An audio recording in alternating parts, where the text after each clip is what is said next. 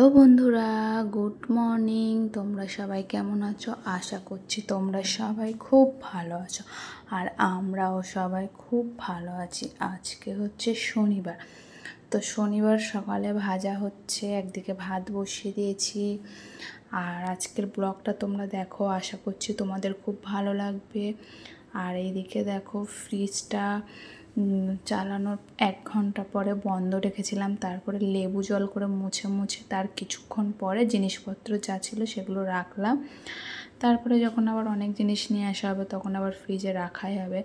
আর এদিকে দুটো ফ্রিজের আইসক্রিম রাখা ছিল, ফ্রিজে দুটো, মানে ফ্রিজে তো প্রথমেই আইসক্রিম রাখা হলো, আর একটা মামামকে দিলাম, একটা পাপ্পাকে দিলাম।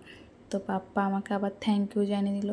তো বন্ধুরা, যারা যারা এখনও আমার চ্যানেলটাকে সাবস্ক্রাইব করোনি, প্লিজ একটু সাবস্ক্রাইব করে দাও, আর প্রচুর শেয়ার করে দাও। তারপরে দেখো, আমি এদিকে ভুট্টা ছাড়াচ্ছি, আর ভুট্টাটা ছাড়ানোর পরে দেখলাম ভুট্টাটার অর্ধেক দানাই নেই। এদিকে ভুট্টাটা খেতেও টেস্টি ছিল, আর ভুট্টাটা এখন পুরাবো। আর এরকম ভুট্টা খেতে কে কে ভালোবাসো কমেন্ট করে জানাবে। আমরা তো খাই, আমাদের তো ভালোই লাগে। তো সব কিছুই ঠিক আছে, কিন্তু মনটা একটু খারাপ হয়ে গেল, এত বড় ভুট্টা আর দানা দেখো অল্প কটা।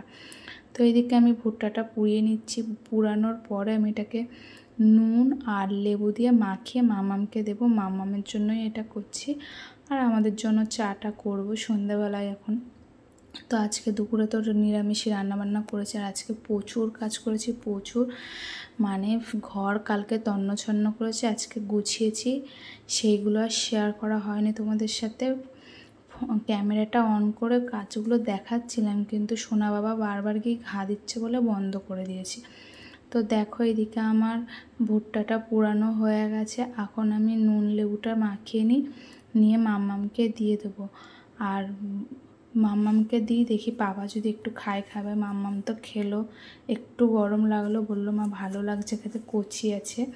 আর এইদিকে আমি সোনা বাবার জন্য সুজি ভাজছি। সোনা বাবার সুজি শেষ হয়ে গেছে, ওকে সারাদিনে একবার হলেও সুজিটা খাওয়ানো হয়, দুধ সুজিটা। তা সুজিটা একটু ভেজে ওর জন্য খাবার করে নেবো এখন, নিয়ে তারপরে খাওয়াবো। তাই দেখো, খাবারটা ঠান্ডা হয়ে গেছে, করে রেখেছিলাম, আমি চা খেয়ে নিলাম, তারপরে সোনা বাবাকে এটা খাওয়াচ্ছি।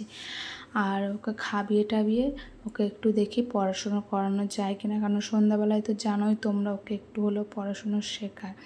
তো ওকে খাওয়াতে বসলে কত রকমের যে গল্প হয়, এই গল্প সেই গল্প, এই খেলা সেই খেলা করে খাওয়াতে হয়।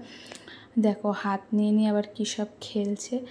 তো ভিডিওটা আজকে এত দূর রাখছি, আশা করছি তোমাদের ভালো লেগেছে। কালকে একটা নতুন ভিডিও নিয়ে আসছি।